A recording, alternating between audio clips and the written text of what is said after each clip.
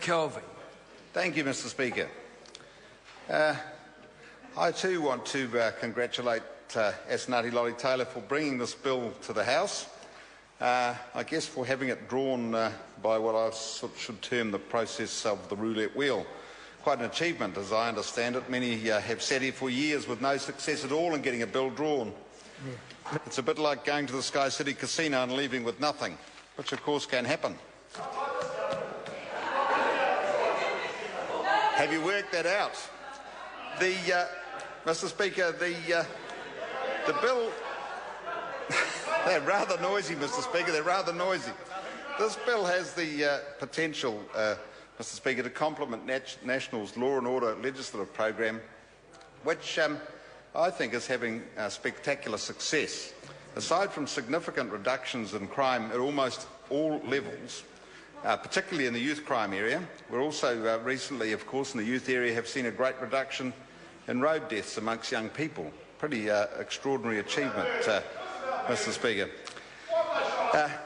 My brief time in this Parliament has been spent on the Law and Order Select Committee, and I've seen and learnt a lot about the outstanding role our police play in our communities, keeping our communities safe and our young people safe. Mr. Speaker, I wanted to briefly mention the work of our youth aid officers in our communities, particularly in our rural communities. They really are the key to our policing success. And of course this bill, to some extent, sets out to deal with the harm that comes to young people from their association with crime. Our youth aid officers play a critical part in the success or the success that we have in keeping those young people safe and keeping them out of crime and those sort of things. I also want to talk briefly about the work of the Corrections Department and what at times are testing, intimidating and even dangerous conditions. I think the Corrections Department do a pretty amazing job, and we've had the opportunity in the last 18 months to visit a number of New Zealand prisons, look at what goes on there and see the efforts that are being made to repatriate those prisoners and to re-educate them and get them back into the workforce. And I think again, Mr. Speaker, we're making significant progress in that area.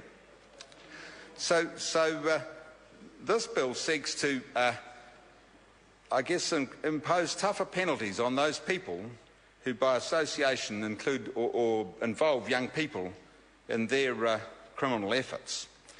And there's no doubt that young people associating with crime leads to them being much more likely to have a life involved in crime. And so I think that the bill from that perspective has some great potential. There are already, of course, some opportunities for tougher penalties for people involving young people in crime, but this bill certainly clears it up. I want to talk briefly, Mr. Speaker, about National's or this government's targets for reducing crime. And we've got a target of reducing reoffending by 2017 by 25%. We want to reduce the overall crime rate by 15%, and of course those results are significant already. And I'd have to say that some of the legislation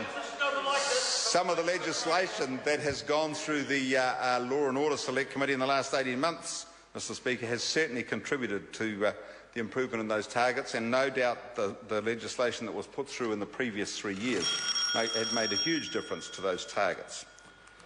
Mr. Speaker, the other area that the government's concentrated on firmly has been putting victims first, and I think as the previous Speaker Jackie Dean said, we have a bill currently before the Select Committee that aims to improve the opportunity for victims to protect themselves once those criminals who have done them the damage get out of prison.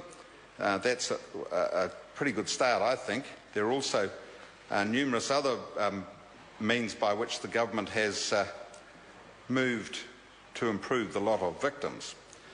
I think that's a great bit of work, and currently work in progress, of course. And as Jackie Dean said, that the bill I'm talking about was the Victims' Orders Against Violent Offenders bill, which is currently in the House. So those of us, Mr Speaker, who have the opportunity to serve on the Law and Order Select Committee have a great understanding of these things, and clearly we don't need to engage in this kind of discussion. Mr Speaker, I finally want to congratulate the member on bringing this bill to the House, and I commend it to the House. Thank you, Mr Speaker.